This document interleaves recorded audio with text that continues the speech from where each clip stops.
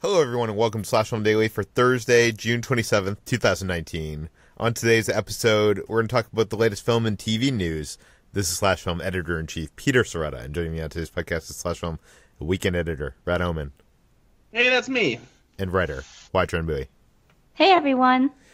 Okay, so we have a bunch of news to get to today. One news story actually just broke that Henry Cavill and Millie Bobby Brown have been cast in a Sherlock Holmes spin-off? Is that what it is, HD? That's pretty accurate.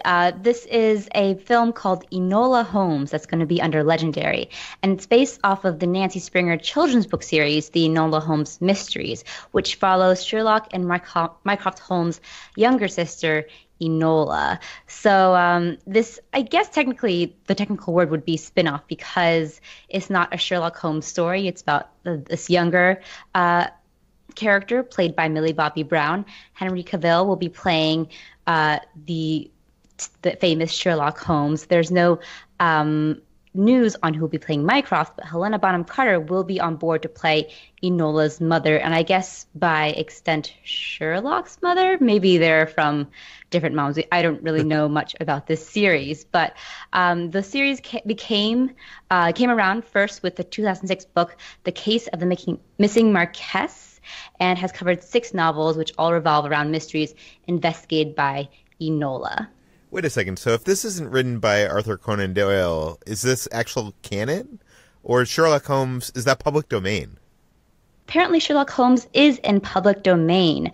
The copyright for Conan Doyle's works expired in the UK and Canada at the end of 1980, was revived again in 1996, but expired again at the end of 2000. And all of his works are now in public domain in those territories. In the US, everything before 1923 are in public domain, which explains why there are just so many Sherlock Holmes adaptations and remakes and series.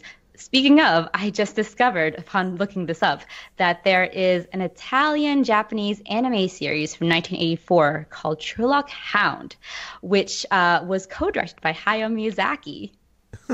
And you haven't seen this? I've never seen it, but I'm not surprised he co-directed something like this, because I think Miyazaki always had a fascination with Sherlock Holmes. He has some sort of that imagery in his films like Porco Rosso, but this is something I need to check out. So what is your history with Sherlock Holmes? Have you seen many of the movies or read any of the books? I have read, I think, 2 of the stories by Arthur Conan Doyle. I can't remember which. I think it was The Hounds of Baskervilles. Is that right? Yes. And then I've also seen the BBC Sherlock series, which sets this story in modern day. Also, I have seen Sherlock Holmes in the 22nd Century, the animated series that aired on the WB, I think, or maybe it was Fox Kids back in the early 2000s. And it was actually quite good. I still remember the theme song. But the real question is, have you seen Sherlock Gnomes? I haven't gotten a chance to see that yet. I haven't either. So we're probably better off, I'm assuming. But this is interesting. I mean, I like Henry Cavill. I like Millie Bobby Brown. I'm not sure if I need more Sherlock Holmes movies. Like, do we need more?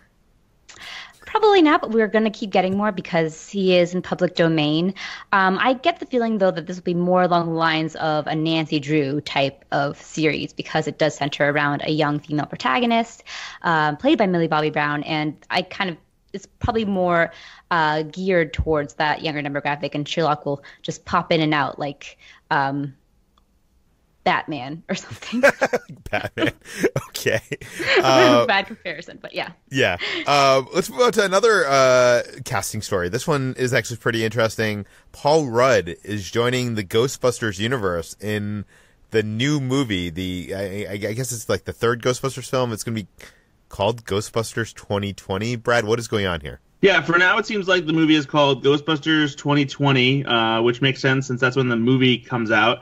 I feel like that probably won't end up being the final title just because it doesn't seem like a good title for a 3rd Ghostbusters movie that follows the first 2. Brad, I don't know what you're talking about. I'm so excited to see Spider-Man Far From Home 2019. That's a good point, actually. What's weird to me, actually, is even though 2020 is next year, Ghostbusters 2020 as a title still sounds like something that takes place in the distant future, where like the Ghostbusters have spaceships and stuff. Do you think young kids think that, or do you think we think that because that just seems like a futuristic date to us?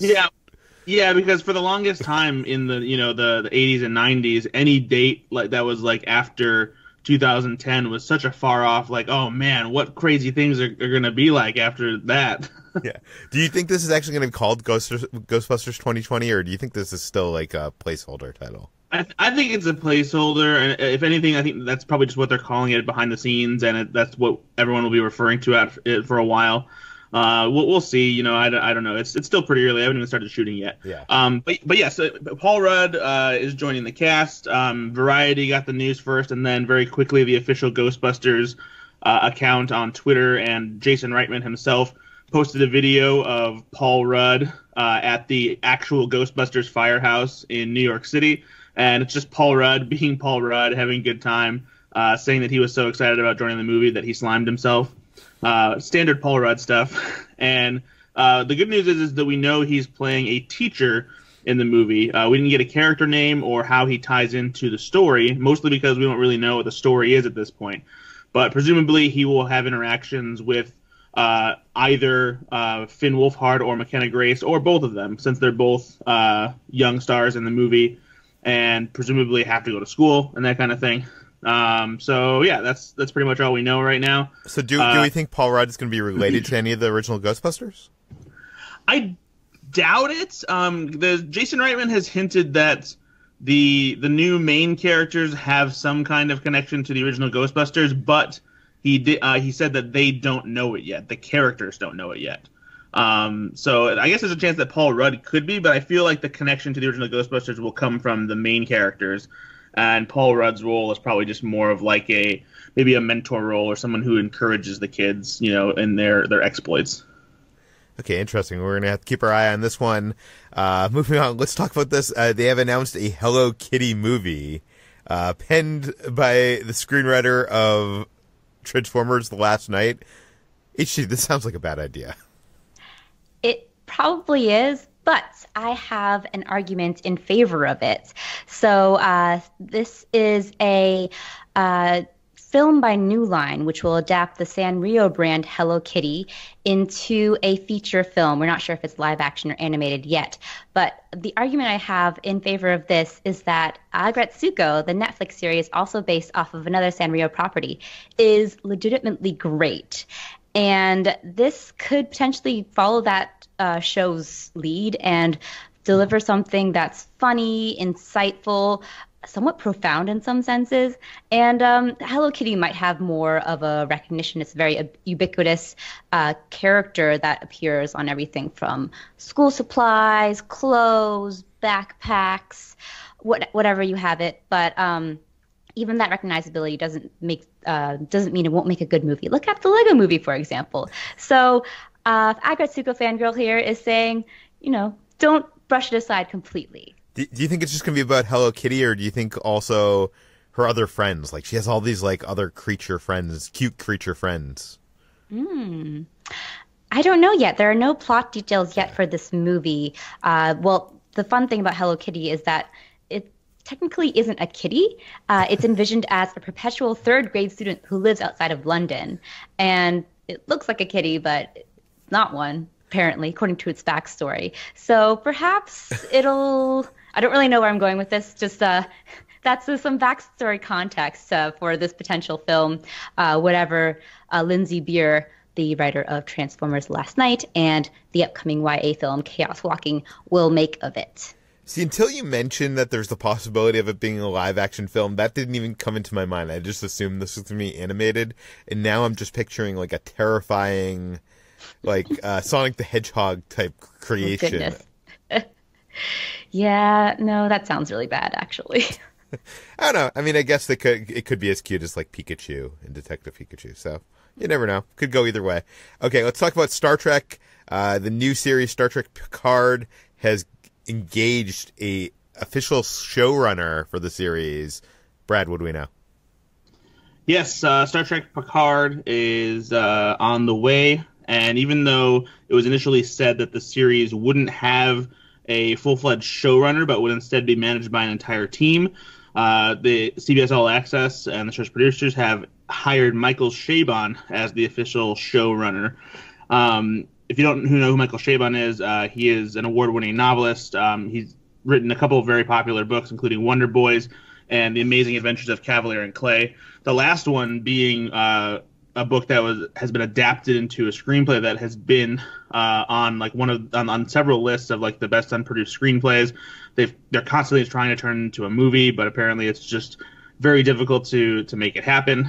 And he also wrote a draft of Spider-Man 2 a while back, but not much of what he wrote for that script actually made it into the final movie. But Chabon is apparently a big Star Trek fan, and with the news he said, quote, "Star Trek has been an important part of my way of thinking about the world, the future, human nature, storytelling, and myself since I was 10 years old. I come to work every day in a state of joy and awe at having been entrusted with the character and the world of Jean-Luc Picard, with this vibrant strand of the rich, intricate, and complex tapestry that is Trek." So this is great news. I mean, when you have a writer like Chabon who is so good on the page, that's really who you want to guide a series like this, especially one that has, such a mixture of complex and interesting characters as Star Trek. So I'm definitely more interested to see this because even though I'm not a huge Trek fan, Picard has always been one of my favorite characters to follow in the series. So I'm definitely interested to see how this turns out.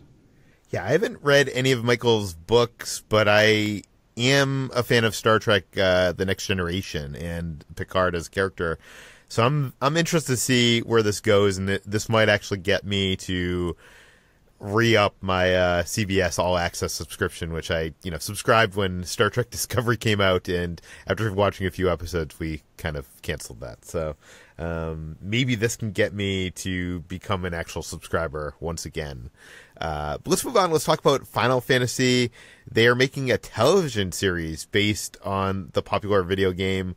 HT, what do we know? So Sony Pictures TV and HiveMind, which is the production company behind Amazon's The Expanse and Netflix's upcoming series The Witcher, are teaming up to develop the very first live-action Final Fantasy TV series.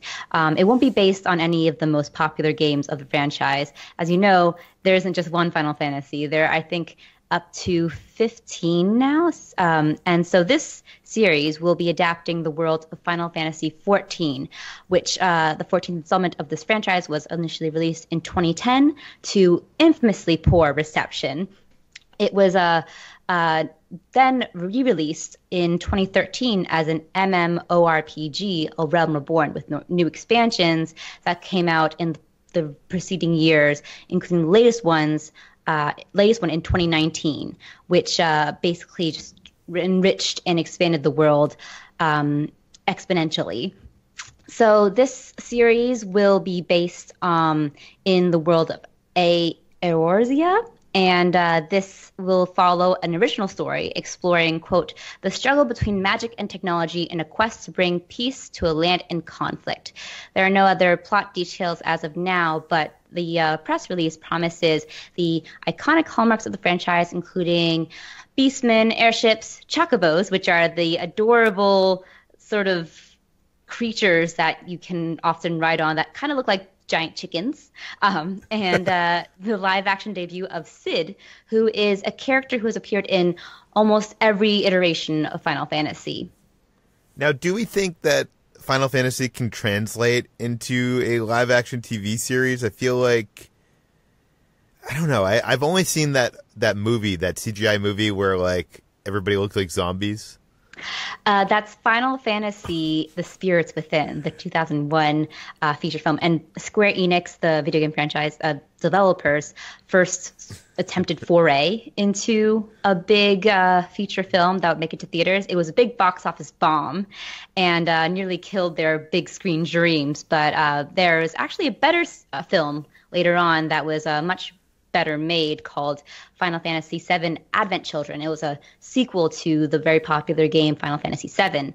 And so there is storytelling. Wait a second. The potential. Movie was called Final Fantasy VII Advent Children, but there weren't 6 movies before that. This was just because it was in the same world as the video game Final Fantasy VII? Yes. That's very confusing. It's all very confusing. The titling in this is confusing, but yeah, I also wonder the same thing, whether Final Fantasy worlds can be translated into live action, just because they're so fantastical and they're so just jam-packed with these intricate details that look good in a video game but would just kind of look very awkward or bad in live action. But I also don't really know much about Final Fantasy XIV. Each Final Fantasy game has a different approach to this fantasy world. Sometimes they're a bit more modern and they show a slightly more sci-fi dystopic approach. Others are more along the lines of a high fantasy. So high fantasy for sure could make that leap to a live action TV series. The sci-fi ones might have more trouble just because they would probably look very clunky in a live action setting. And you also have to account for the amount of spiked hair that's with all the characters. Spiked hair. But, wait, yeah. Is Final Fantasy also the one with the people that have like the swords that are bigger than themselves? They have the giant swords. You're thinking about Cloud in Final Fantasy VII. He's a very famous character, and they do indeed have giant swords. They're probably the most akin to anime. They have very similar stylings. But what's interesting is that the character designs are actually, a lot of them are based in streetwear, like Japanese streetwear and high fashion and couture. And it's kind of that blending of traditional high fantasy with that streetwear, which makes it so unique, but definitely would make it very odd to see in a live action form. Well, I'm interesting to see what that would look like in live action. I think it would look pretty ridiculous. It probably would. Maybe as ridiculous as Hello Kitty in live action. But okay, let's talk. Tom Holland is out doing press for Spider-Man Far From Home, and we had heard when Spider-Man Into the Spider-Verse was released that there was originally like a cameo appearance from Tom Holland's Spider-Man in that movie that didn't happen. And now that he is out doing press, he has told us a little bit more about what had been originally planned. Brad, what do we know? Yeah, well, so one of the early versions of the Spider-Man Into the Spider-Verse screenplay actually wanted to have Tobey Maguire, Andrew Garfield, and Tom Holland all appear as their own versions of Spider-Man, being one of the many different versions of the Spider-Verse that is out there. But it never actually came together. They didn't want to make the idea more confusing than it already was, since general audiences aren't entirely familiar with the concept of multiple Spider-Men from multiple dimensions. So wait a second. So they were afraid of people not understanding that the other Spider-Men were in the same universe, but they're okay understanding there's like a Spider-Man noir. Well, I mean, early on, I feel like that would have been even more because those Spider-Men are already established, and it's a little bit different, you know. Like I just think that it adds an extra layer of something weird to something that you already have to try to, you know, understand if it's the first time you're ever hearing about it. Fair enough. Yeah, but it sounds like that even though that scene didn't make the cut, that they still wanted to do something with Tom Holland because in a recent interview he said, quote, "At one point I was supposed to be in it. There was going to be another Peter Parker. It was a scene in a train station or something. It was going to be like an Easter egg. I was going to walk through the background and say like, 'Hey kid' or something." But he said never happened. Heartbroken. So to me, this doesn't seem like it would have been the same scene that would have included Tobey Maguire and Andrew Garfield, because him saying that it was like an Easter egg almost makes it seem like it was just a voice cameo where it would be like, oh, that's Tom Holland, rather than having a full-fledged scene involving those three live-action Spider-Men. But like it didn't happen. I think it would have been cool if it did. I think that maybe now that they have established the Spider-Verse, there's potential for maybe to do something like that in the next movie, now that people are on board with the concept and understand how it all works. So that's my hope anyway. I'd like to see that. I mean, I could see like a Spider-Verse 3 if that series even becomes that popular, where we actually get those Spider-Men to team up together. That would be kind of cool. But will we ever get that? I don't know. Spider-Man Far From Home premiered last night. HT, you did a review for the site. I just wanted to plug your review. What did you think? This is a really fun romp of a movie that is a much-needed breath of fresh air after the soul-crushing grief and depression of Avengers Endgame, but also works as a way of grappling with the legacy of the past 10 years of the Marvel Cinematic Universe by way of a classic Spider-Man identity crisis. And while this is set on a much larger scale, this is a jet-setting, globe-hopping film that takes place in 3 European cities, as well as briefly in New York. It tells a much more intimate story than you would expect. It tells, of course, of the almost necessary story of Peter Parker being torn between his personal and love life and his professional duties as a superhero, and now as Tony Stark's chosen successor. And this is something that he struggles with throughout the movie.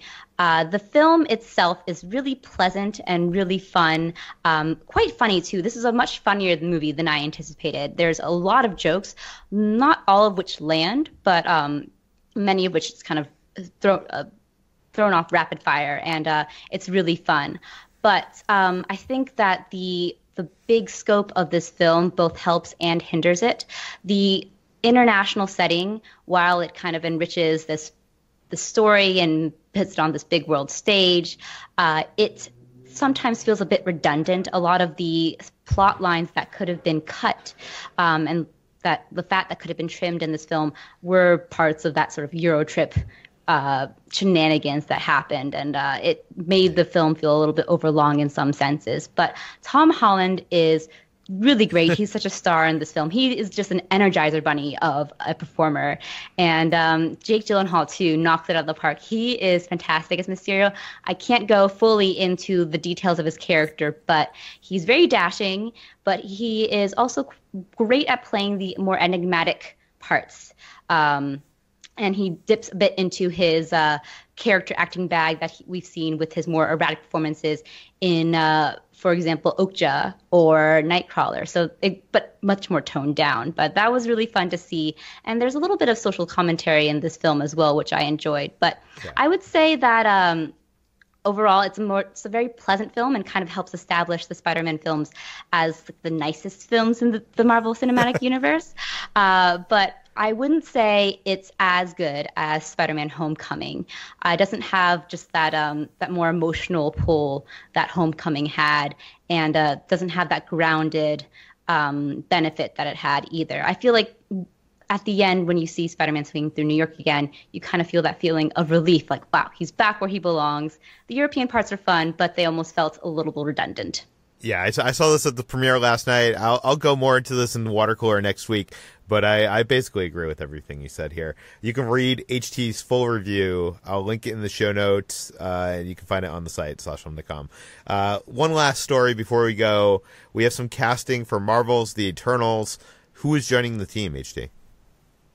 So Salma Hayek, who can recently be seen in films like The Hitman's Bodyguard and How to Be a Latin Lover, is reportedly in talks to join the cast of The Eternals in a role that is being kept under wraps. We don't know any details about this movie, and we know even less now, except for that Salma Hayek is apparently in talks, and she would be starring opposite Richard Madden, Kumail Nanjiani, and possibly Angelina Jolie, who has not yet confirmed her discussions with Marvel for this film. And this is the film set to be directed by Chloe Zhao, who directed the critically acclaimed film The Rider.